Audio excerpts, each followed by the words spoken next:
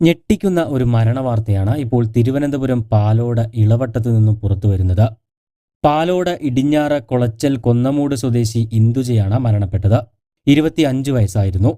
അഭിജിത്താണ് ഇന്ദുജയുടെ ഭർത്താവ്. 2 വർഷത്തെ പ്രണയത്തിനൊടുവിൽ 3 മാസം മുൻപാണ് ഇന്ദുജയെ അഭിജിത്ത് വിവാഹം കഴിക്കുന്നത്.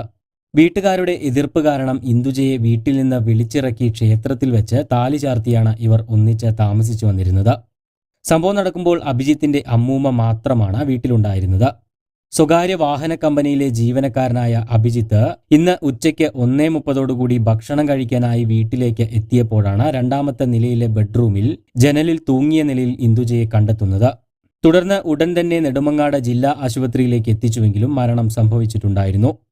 വീട്ടിൽ നിന്നും വിളിച്ചിറക്കി കൊണ്ടുവന്നതുകൊണ്ട് തന്നെ പെൺകുട്ടിയുടെ വീട്ടുകാരുമായി ഇരുവർക്കും ബന്ധമില്ല എന്നാണ് വിവരം.